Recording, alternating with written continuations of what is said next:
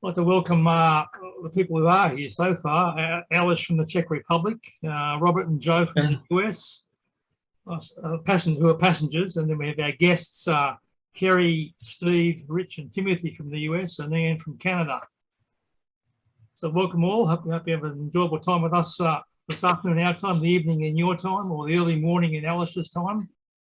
Our presenter today is Liese Sherwood-Fabre from Dallas in Texas, who's joined us. A lovely study. Is it a study or a living room behind you there, Liese? What room? Sorry. It's 221B in the oh gosh, the Cumberbatch series, I think. Okay, nice. Yeah. Very good. Liese is an award-winning writer of thriller and other fiction, and she's contributed many interesting articles to our own journal, The Passenger's Log. She will regale us today with all those scandalous goings on in the Canon, which I'm sure we're eager to hear about. As I mentioned, we're recording this session, so it'll be posted on our own society webpage when we finish. So we'll do some editing. So if anybody does not want to be appear in the video, please let us know and we'll take you out. And normally I'll have a bunch of news to announce to everybody, but it's been pretty scarce pickings these last few weeks. So the only thing of note is that they finished production for the second Enola Holmes film. Still called Enola Holmes 2 and all the publicity about it. We think it's based on one of the Nancy Stringer books called The Case of the Left-Handed Lady, but that's yet to be confirmed. And release is supposed to be sometime later on this year, so we can look forward to that new movie coming out. Now, Simon, Paul Jenkins mentioned to me, Simon Smith this is, Paul Jenkins mentioned to me that you and he had unfortunately postponed the weekend in Dungog in June. So perhaps you can let us know about that. Yeah, thanks, Bill. Yeah, thank you. Look, that's correct. Initially, last time we spoke, and we've been working on it a fair while now. I'm up in the Hunter Valley in New South Wales, near Dungog, which is a great little town. And at the time, the idea was, and it's all still doable, but certainly not this year. We've got a beautiful old picture theatre here, a working picture theatre, and the plan was, as we outlined last time, we're looking at possibly putting together a Sherlock Holmes weekend in June, July, August. Obviously, with events with COVID and whatever else at this stage, we've run out of time. But in saying that, speaking to a lot of people here, and particularly the Chamber of Commerce and also the Hunter Valley Arts Society, who are pretty active, as they said, anything that brings people to town's got to be a good idea. The James Theatre Group, they're the people behind the picture theatre. They're really keen on it, and we've got a beautiful hotel here, the Royal Hotel, which has just been revamped, and Howard Glenn, who's the owner of that, is really keen on it. So the plan would be, as Paul and I indicated before, the plan would be to have maybe a weekend in a winter time. So it'd obviously feature Sherlock Holmes films, but you'd also have other things as well, and you'd have a formal dinner. It'd be a good weekend away in the country. It's still doable, but Bill, the fact is we've run out of time, and with COVID the way it is, it's a bit of an unknown quantity, but it's all doable. It'd be a good idea, and we'd be keen to talk about it, but it won't be this year yet. Okay, that's good. Thanks. We'll keep those plans on the back burner, as they say, and we'll talk about that sometime later in the year when it's got some more definite dates and what's happening in the town. Thanks, Bill. Yeah, great idea, and they're all very supportive of it. But again, as I think I've said to you before, we've run out of time. So that's fine. All right. I think without further ado, I'll pass over to Liese, who can tell us all about the scandalous goings on in Victorian times. Thank you, Liese. Well, thank you. And I want to give a shout out to Erin because I don't know that we've ever seen each other face to face. So it's nice to No. see you. Hello. We've been corresponding for years. And I think this is the first time I've ever had a chance to see her in person. So Put a name to a face, yep. nice to meet you. You too. So I really am very pleased to be here with you all tonight to share about the concept of scandal and also the concept of gossip and their relationship and how they played a role in Victorian society as well as in the canon. Here we have the Good. start. And I'm going to start a little bit odd.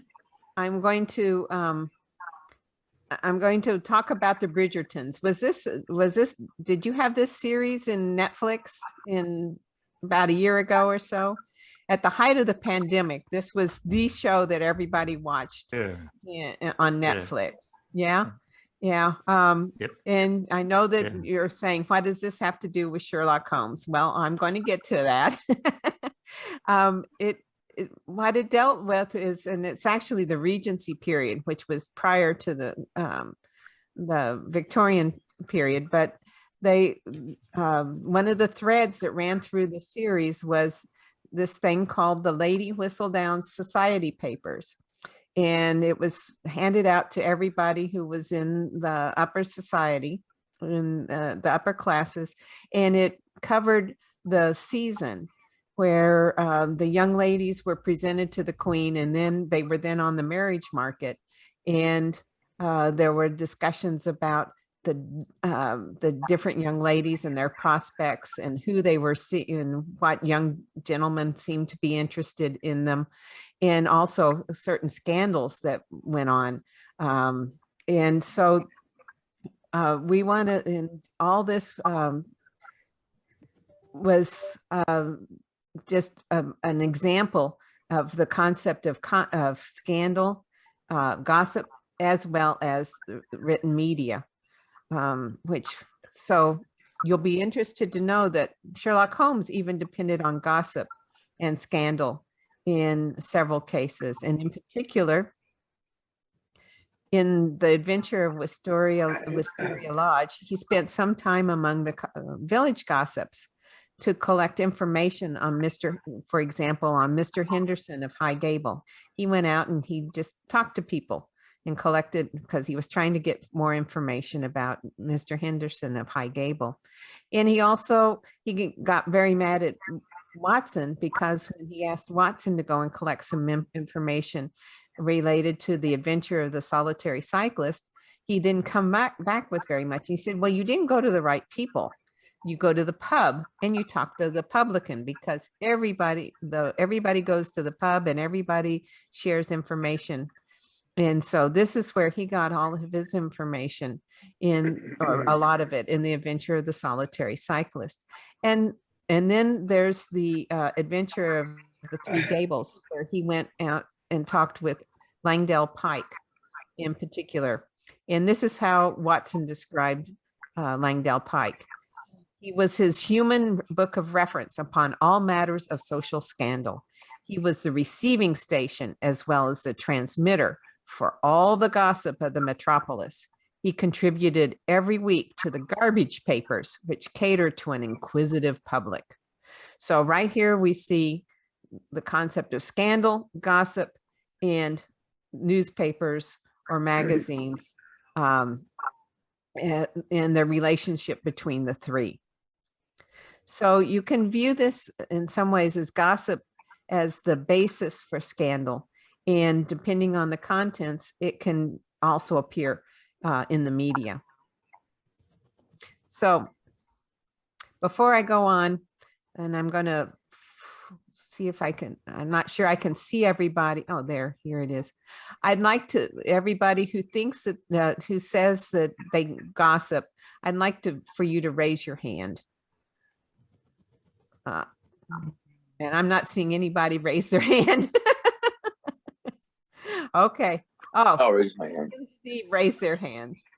Okay, I'm going to shock you all, because basically everybody is a gossip. because the scientific definition of a gossip is talking about people who aren't present. And in Right. that case, just about everybody gossips. Now they've done studies and they can tell you about 2/3 of the gossip, 3/4 of the gossip is neutral. That's like saying, you know, so-and-so's not here today. Or, you know, what, have you heard whether Mary got her job or something like that? Then you have about 15% that's negative, where you're saying something bad about somebody. Not only is Mary not here, but it's because she's hanging out with the drunks on Skid Row or something. Or we've got about 10% is positive. And that's things like, well, Mary's hanging out, isn't here today because she's on Skid Row hanging out, handing out sandwiches to the drunks or something. Or isn't Mary a nice person? That would be another aspect of gossip. This is okay. Let me advance it here if it's not going to advance there. So there's actually some, and the researchers have actually found that there are purposes for gossip, and it's not all bad. For example, they have found that it helps build social networks, people talking between each other. And they've actually have done studies and have used village gossips, the ones who they do actual studies and see who shares the most information and who is considered the most reliable within that for that information. And they've actually used those people to diffuse information such as public health information.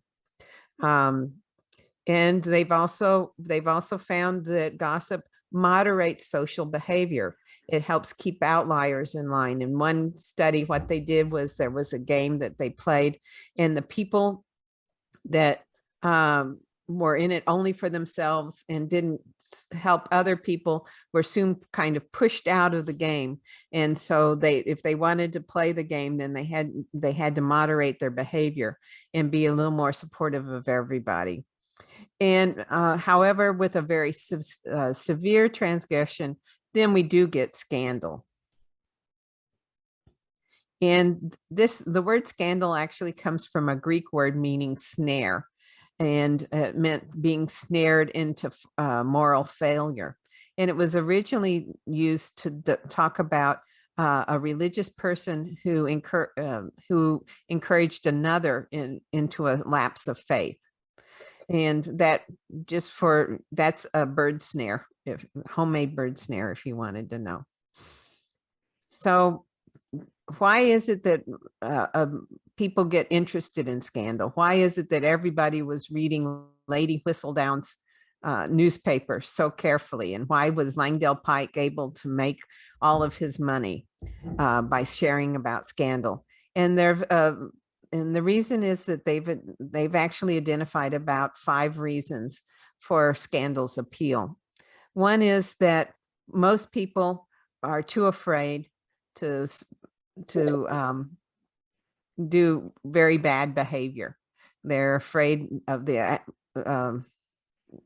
consequences. And so when somebody is caught in a scandal, somebody who's done that kind of behavior, then they're able to live vicariously through that person's own scandalous behavior as in another life. And at the same time, they get reassured that it's better to live a non-scandalous life. And also they get a moral satisfaction when they see the scandalous person, the person that's transgressed, being humiliated or punished, which also goes back to being reassured that it's better not to be that kind of person. Sometimes the transgressor actually gets away with it in some way. They skip the country or they get out of jail or whatever. And so there's also some pleasure at learning that somebody actually did get away with it. And when somebody gets caught, and you've seen this a lot with celebrities, that one of the things they will do is they will do a public apology. And so there's the public, or those that aren't the transgressor, get some pleasure out of being asked to forgive. And it provides them with a feeling of power or triumph over the transgressor. And for some, it's just a simple distraction of everyday life. And I think, one of the ways you can think about this is these reality shows that people watch today, the appeal that some of those reality shows have on the public. So, because what they focus on is on conflict within those groups. So we want to look at what makes a scandal, because it's not just rule breaking.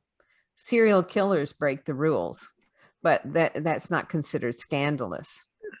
But what is scandalous actually is what provides the conflict within society, politics, and even art. And this comes from a sociologist named Aria Dut. And I'm going to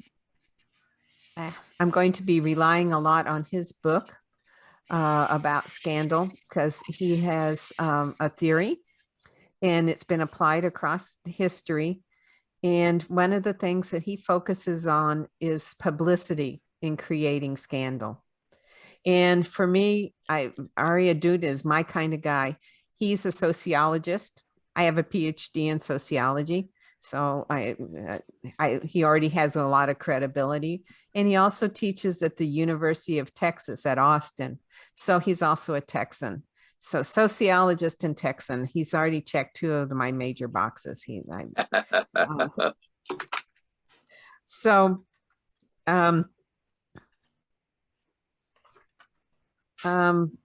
here's his definition of scandal. It's an event of very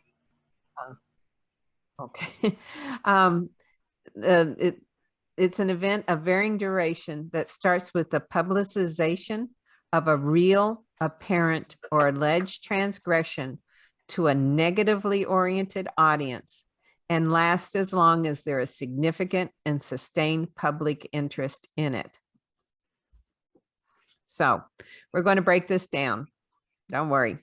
So there are basically three elements. There's the transgression, the publicization of the transgression, and as we see here, an interested audience or an interested public. So let's take a look at what we mean by transgression. It's not, as I mentioned, it's not just breaking the rules, because serial killers certainly break the rules. But it's actually a violation of a social norm, which refers to social expectations that guide behavior. This is a sociological word and definition.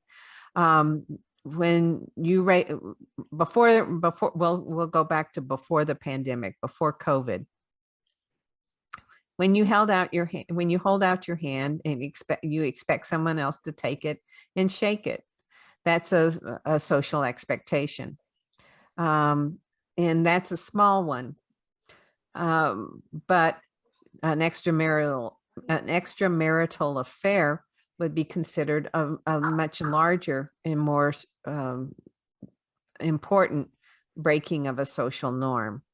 But these are things that people have expectations of and expect people to, and it guides our behavior. It doesn't have to, the violation, the transgression doesn't have to be real. It only has to be accepted as real by the public. And sometimes it might even be tolerated if it were not public. You can think of certain sexual or extramarital affairs that occur that as long as nobody learns about it, it wouldn't be a scandal. It has to be something that's made public. And not only that, it's going to cause the perpetrator shame, embarrassment, or worse. So, and then there's the publicization of the transgression. And that's really where, you know, we talk about moving from private to public. And so it has to be made public in some way. And there has to be, and it has to cause sustained and negative interest on the part of the public. And there's also, it also is dependent on the historic period. For example, before the 1800s, before the rise in literacy and newspapers, very few people would have known about certain things. That it would have been limited to a village, for example, or but now with the rise in literacy and newspapers in the 1800s, we saw a much bigger publicization of the transgressions. And now what we would see is the use of social media to spread this information. And it has to be, and then the other element is the interested public. And in the interested public, the audience has to be negatively oriented to it. It has to be something that they think is wrong. It's not just that they did it, but they did it and they were wrong to do it. Now, we can talk about a small group, such as wedding guests or a whole country, but they have to also be interested in what happened in the transgression. And they have to reject both the transgression and the transgressor. And this is part of the building of the group identity, because what they're trying to do is they want to make sure that the transgressor is pushed out, so that an even larger public does not think that they in some way participate in such behavior. There needs to be a distance. The group needs to distance itself from the transgressor. And so this is where gossip, Lady Whistledown, and Langdon Pike come in. So we're going to take a look at how scandals plagued, or what scandals were plagued in the canon, or appeared. I've identified 14 cases in the canon that involved the mention of a scandal. 6 involved an issue with a woman's reputation, and 8 involved a man's honor or his reputation. And here are the 6 women, and I'm going to go through very, very quickly, or just in briefly, the scandalous women that appeared in the canon. The first one is Laura Lyons. She was in The Hound of the Baskervilles. If you'll recall, she was a married woman, but she married a scoundrel. And so she was having to support her own, support herself. And she gets, she writes to another man, which was Charles Baskerville, asking to have him meet her at night. So even Watson was very concerned about this. He says she needs to watch herself because she could, in order to avoid a public scandal. Just simply writing to a man that's not your husband and wanting to meet with him would have been enough to cause a great deal of scandal for her. Hattie Duran in The Adventure of the Noble Bachelor, it actually involved 2 scandals. The first one is that she disappears on her wedding day. She marries a man and then skips out on him, the poor noble bachelor. And then also the reason she skipped out was because her she had secretly married a man that she thought he died, and he shows up on her wedding day. So she's actually a bigamist. Then we have Elsie Patrick Cubitt, who in The Adventure of the Dancing Men. And the scandal surrounding her was her background as the daughter of an American gangster. And then there's a murder and an attempted suicide related to when her ex-fiance or ex-American fiance shows up and threatens to tell her husband of her background unless she pays him money. Then we have Lady Eva in The Adventure of Charles Augustus Milverton, and actually more than one lady in Charles Augustus Milverton's background were all being held for blackmail because he collected correspondence with someone other than their husband and threatened to share it with their fiance unless they got money. And then we have Lady Hilda Trelawney Hope in The Adventure of the Second Stain. And again, this is another blackmail situation with a letter. And again, a second scandal. She was threatened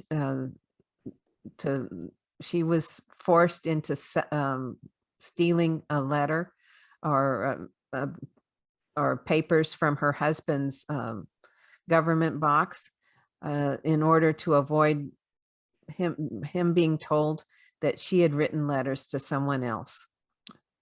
And then we have Isadora Klein in The Adventure of the Three Gables, which was Langdale Pike's contribution. He shares that she had, I guess I wouldn't call it jilted, but she had led on a young man who then committed suicide, but he had written a manuscript describing her behavior and her treatment of him, and she needs to steal the manuscript back before it gets published and ruins her chances of getting married. So basically, for all the women, there's a secret in their past, another marriage or a former lover, that will affect the reputation of and or current marriage or future marriage if it's revealed. And while this was some of the cases for the men, we see that scandal involves also a question of honor as a part of their reputation. So I'm going the wrong way there, disgraced men.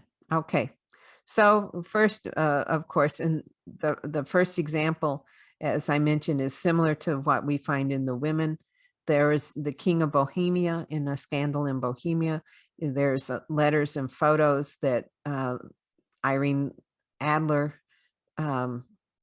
threatens to share with his future wife. And then there's Alexander Holder in The Adventure of the Beryl Coronet, where the coronet, which is part of the crown jewels, is damaged, and he's holding this for as collateral for a loan. And as a banker, the most important thing you have for your business to bring in clients is your reputation as an honorable person and somebody who's going to take care of things. And here he is holding on to a part of the crown jewels that's been damaged. And how is he going to explain this?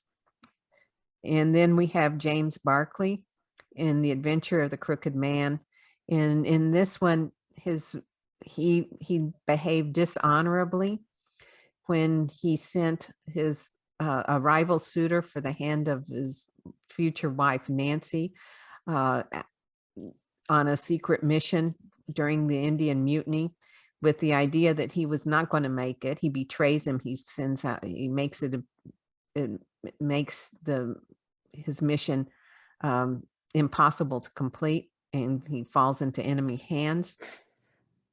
And he assumes that everyone assumed that he died. He didn't actually, and that's the crooked man who suddenly appears.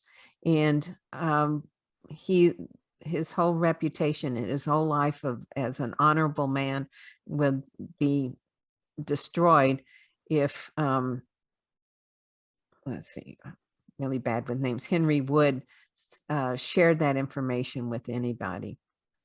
Then we have Colonel Sebastian Moran in The Adventure of the Empty House. And he was caught cheating at cards. And of course, he kills poor Ronald Adair because he's going to share that information that he cheats at cards.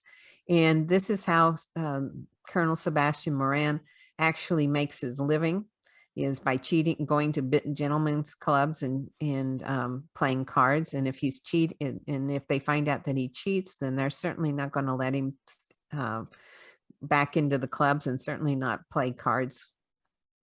The Duke of Holderness in The Adventure of the Priory School has an illegitimate son. And when his legitimate son is kidnapped, it's the illegitimate son is using that kidnapping as a way of forcing the Duke to recognize him and to give him all of his land and titles instead of the legitimate son. Hilton Soames in The Adventure of the Three Students is worried, is affected by the theft of exams. And because this is going to affect the reputation of the school, not only him, but also the school, and also the scholarship process that they have if somebody's cheating on these exams. Godfrey Stoughton in The Adventure of the Missing Three-Quarter is concerned about, has married a woman that was below him. And should that information should that marriage become known to his uncle, he is not going to receive, he's going to be disinherited. And then we have Godfrey Emsworth in The Adventure of the Blanched Soldier, who is, the family thinks he has leprosy. And if that's the case, and anyone finds out that there's leprosy in the family, not only would he be sent to an institution, but the whole family would be ostracized, because nobody knows whether or not somebody else in the family might not pass on the disease.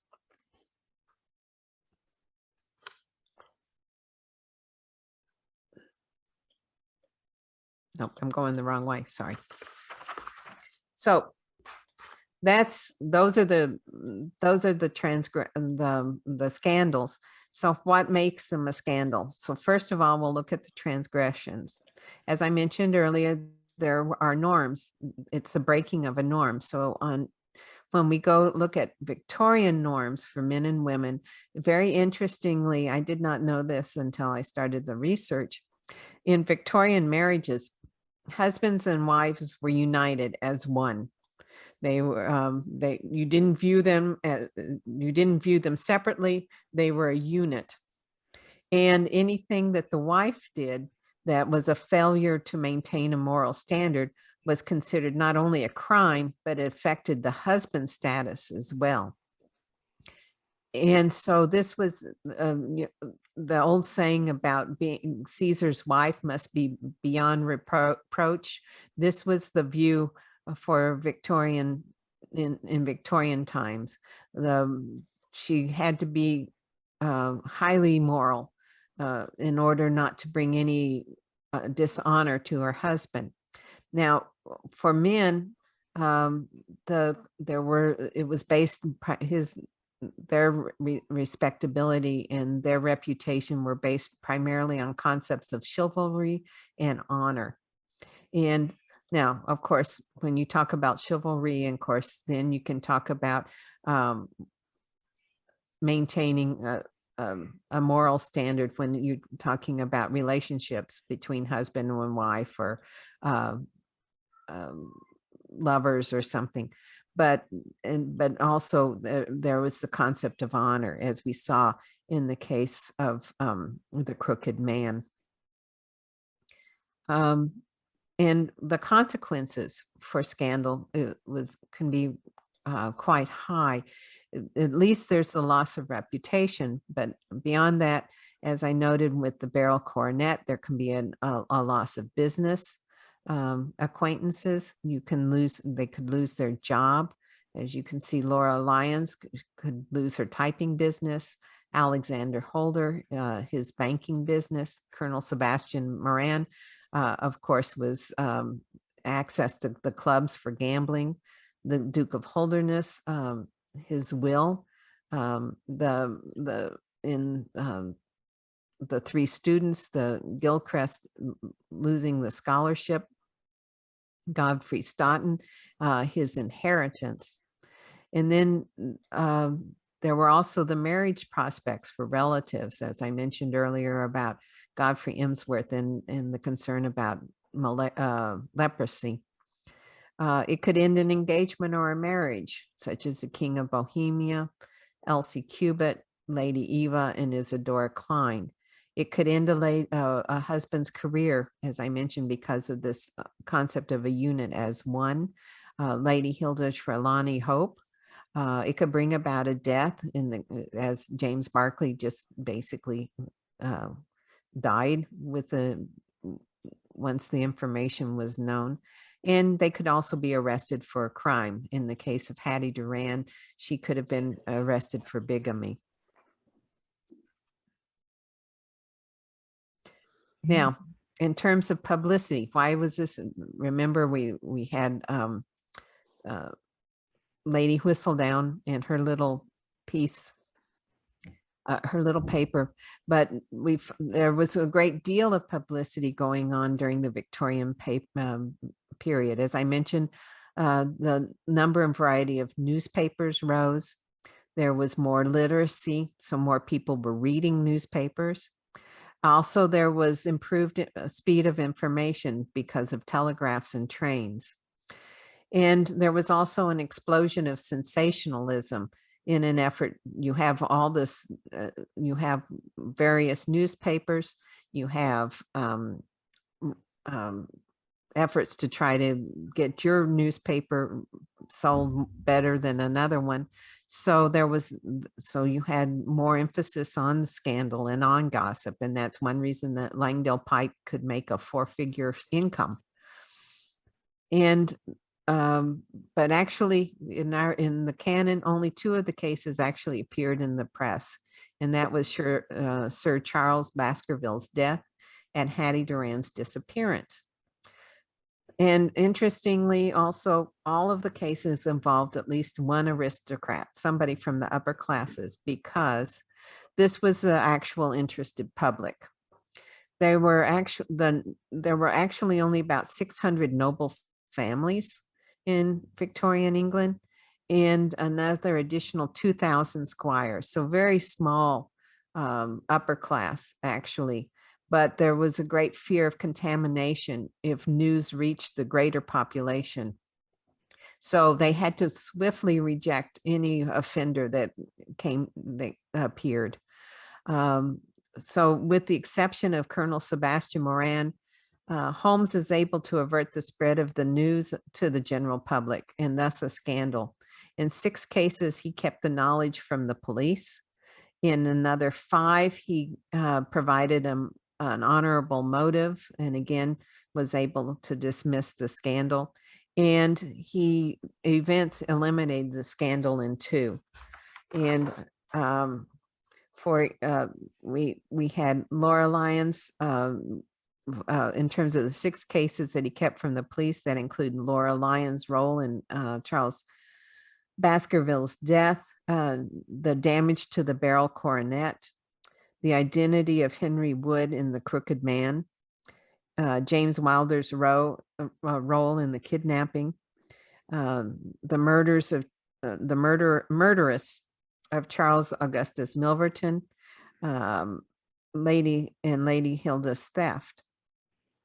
In terms of an honorable motive where he excused the behavior, there was Irene Adler, Hattie Duran, Elsie Cubitt's suicide attempt, Godfrey and Godfrey Emsworth disease. And in terms of the events that eliminated the scandal in two, one in the three students, the student who stole the exam just leaves for South Africa. And so he has a different life. And Isadora Klein compensates the mother of the jilted lover in the adventure of the Three Gables. So that we also see that the avoidance of scandal is also a criminal motive. And this is what one of the things that Holmes searches for as part of the reasons behind the transgression or the criminal act in the case. So we find murder was done to eliminate the problem in 5 of the cases. There's also theft, which was they tried to eliminate the problem that way in 4 cases. There was 1 kidnapping. There was secret activity in 4 cases and 1 accidental death. So how does all this relate to Sherlock Holmes and his use of scandal? So he was an ancestor of, he's not the ancestor. He's the, his ancestors were country squires. I just caught this. His ancestors were country squires. So he was well acquainted with the norms and the social structure of Victorian England and Victorian society, and particularly in those of the upper classes. He was also well aware of the power of scandal and its motive in some cases, as well as the consequences of scandal on individual. And while he was not above seeking out or providing gossip or scandalous information when needed, he was not above resolving a case in a manner to avert a scandal when it would serve no purpose in the case or crime. And so I'm open for questions now. Thank goodness for all that scandal. Otherwise, Dr. Watson would have very little to write about, wouldn't he? Yeah, yes, that's true. At least he'd have about a quarter less to talk about. Yes, right. So, yeah. It would be much reduced. Yes. Yes. Yeah, we often hear about Victorian people being very straight-laced and proper. Now we can see why, because they just say the husband and wife were a unit. So if one got into trouble, they both were in trouble. Yeah. Yeah.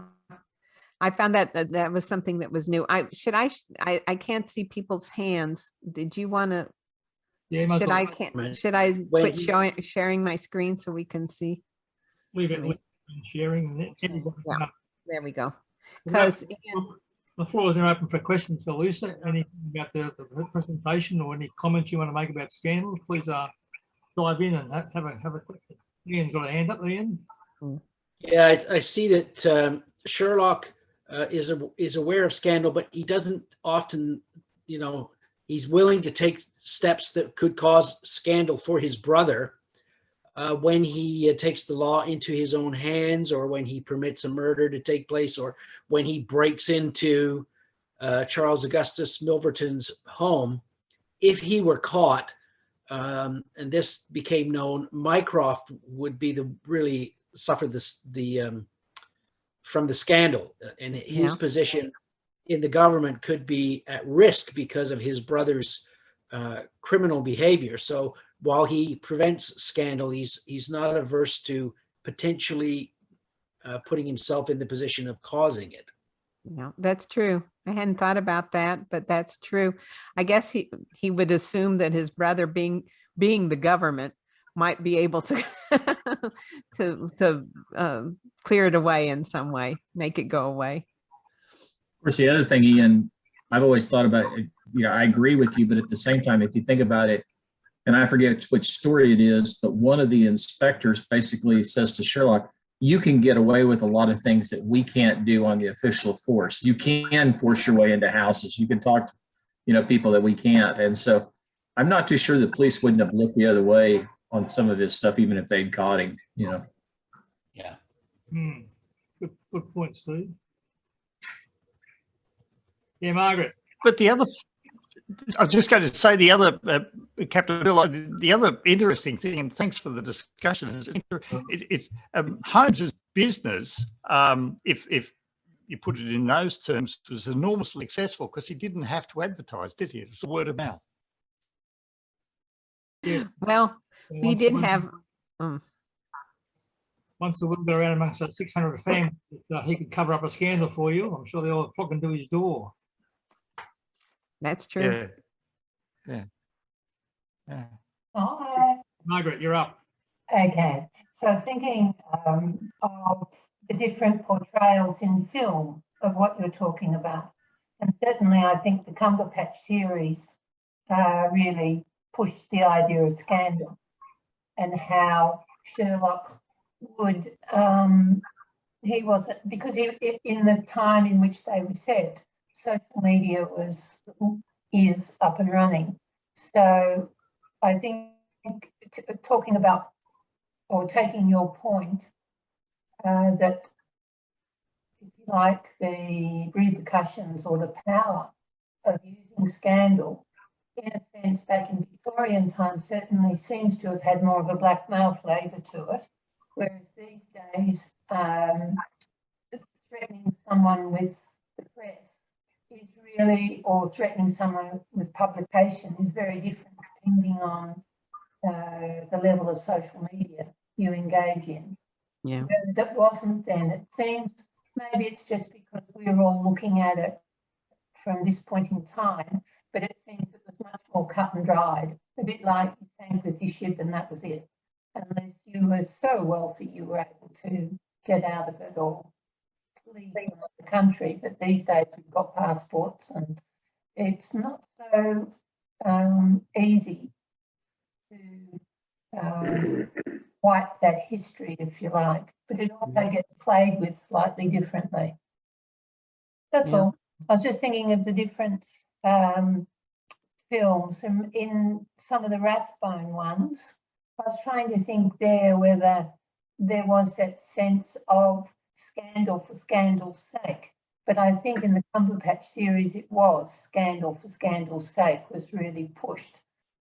And that may be, just as I said, a function of today's kind of media magazines and things like that, that look at,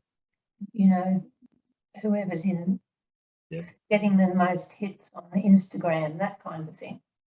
Yeah, that's all. Yeah. Interesting observation. Yeah. Rich. May I suggest another person? How about Victor Trevor Sr., who was a magistrate with a past that could have been revealed if the sailor chose to reveal that, so it would open up the Trevor family for scandal. And then I thought about Neville St. Clair in The Twisted Lip. He's a really well-known beggar, and had it come out that he was really, not a beggar, or a beggar, but not deformed, that the public would have enjoyed that as well in terms of scandal. Yeah, it was just that it wasn't it wasn't as much an issue, and these were the cases where scandal was actually mentioned. Okay. Where somebody said, "Oh my, what am I going to do if this comes out? This information comes out." And so, yeah, there might have been probably other cases, but these were ones where scandal was specifically mentioned as involved in the case. Good stuff. Um, Am I Anybody got a just question? playing again with this idea of now and then? I was just reading an article about Ginny Mitchell, the wife of the US Supreme Court Judge Clarence Mitchell. And this Thomas. Thomas. And this idea of, how you were just saying, and there's certainly a groundswell of this idea of if the wife's causing mischief, the husband's tarred with the same brush. But these days, it's just that opening up more, where a woman can do what she wants to do, and there's still, you can see there's a backlash there, which is she shouldn't be doing what she's doing because of the position of her husband. But likewise, we've had prime ministers, and certainly you've had a president whose wife was particularly influential and went on to try for the presidency herself. And with his track record of scandal, the idea was it was very much in the background, not so much in the foreground. And they dealt with it publicly. So there's a huge shift in some ways that's taken place. Yeah, and some of that goes back to what the social norms of the time say. Yeah, extramarital affairs still will sell papers, but not anything like they would have in Victorian times, I think. And I think now what you'll see, and you've seen this in cases, is I can think about, I'm really bad with names, but she used to work with Hillary Clinton, and her husband was Weiner, the guy who. Oh yeah. Yeah. And what did she do? She separated from him. That, you're not going to paint me in the same brush. There were other things going on, certainly. She was she certainly didn't just say but she separated from him because she didn't want to be painted with the same brush as he was. Now that Hillary, on the other hand, Hillary, despite everything that came out about Bill Clinton, they never divorced. And in fact, she went on to defend him.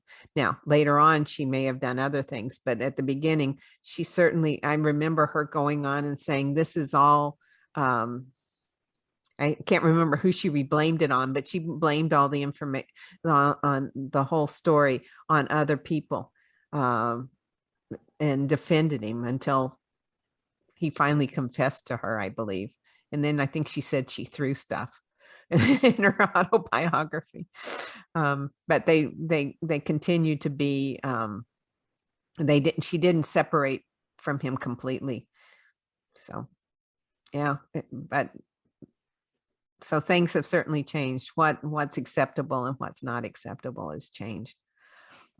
It would be interesting. I haven't thought about it until now, but it would be interesting to think about what would constitute a real I guess probably certain criminal activity would still be considered very scandalous, and because that certainly has had an effect on people. But I think marital problems are not what they would have been in Victorian times.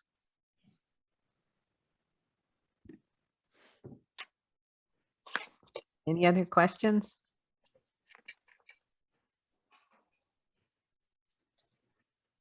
We've exhausted everybody, Liese. So informational and so thorough that you covered all the scandal that we think about. Normally we have a bit of a show and tell as well. So if anybody's got anything special to show us, now's the time to raise your hand and give us a view at your treasures. Anybody? Well, unfortunately, Lee Blackmore's not joining us today. He's normally got something. Boys, Richard's got a new copy of Canadian Holmes there. That brand hot off the press. Yep. Gave him yesterday. Okay. Speaking of journals, the next passenger's logs in preparation. If anybody's got anything they would like to contribute. Thank you. Thanks, Ian. Yours got a copy of Canadian Holmes as well. I actually have an article in the Canadian Holmes also. Okay, what's it about, Liz? I'm trying to remember. You write so many. In a couple of months. And somebody check, it's toward the end. I saw it and I go, oh yeah. Because I had talked to Mark and he had asked if he could put it in. If you want to check it. Looking, I haven't gotten my copy yet, so. it's about the yellow paperback reader. Oh, the paperback readers. Yeah, the paperback novels. That was fascinating. I find, yeah, the paperback novels, I found that fascinating. I find all my art, the research that I do for each one of these articles, I feel like I become an expert in 1 month about for 1 month on something, such as the yellow paperbacks. It was fascinating. They sold them in the railway stations. If you'll, I can't remember which one it's in, but Watson goes to the railway station and then sits down to read a yellow paperback novel. And he says it wasn't as good as what was going on in real life. So he gave up on it. For those of you who weren't able to be at New York for the BSI weekend, Glenn Miniker and his wife, Kathy, presented their collection at the Grolier Club. And this is the catalog from that collection, which is available on Amazon, by the way. And I must say, it was a stunning exhibition, and it wasn't even a tenth of the material that they have. But as we all know or learned, one page of The Hound went for $400,000 of the original manuscript went for $400,000. There must have been 30 pages of manuscript there. There were all kinds of posters. My favorite was William Gillette's poster where William Gillette autographed it to Vincent Sterrett. And I mean, it was just wonderful things there that it was fabulous. And the if you can still get there, it's going to be on. I think it's going to be there till May or June. I'm not sure exactly when. It's sometime in April, Bob. Oh, it's April? Yeah, and Glenn, I understand that Glenn is going to give some presentations there. He's a wonderful gentleman and very approachable, very willing to discuss his material, and it was just a great event for all of us that were in New York. Steve, you were there, I'm sure, and I saw so many people there.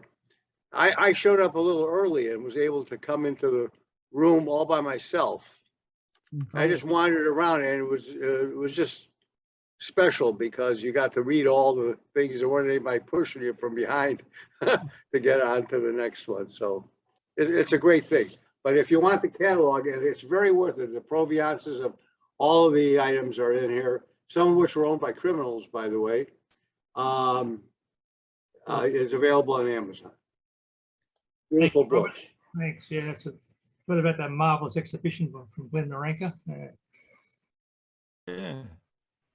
Okay, I think we've pretty much exhausted all our news. Oh, Tim Klein. Places. Sorry, did someone speak then? Timothy. Tim had his hand up.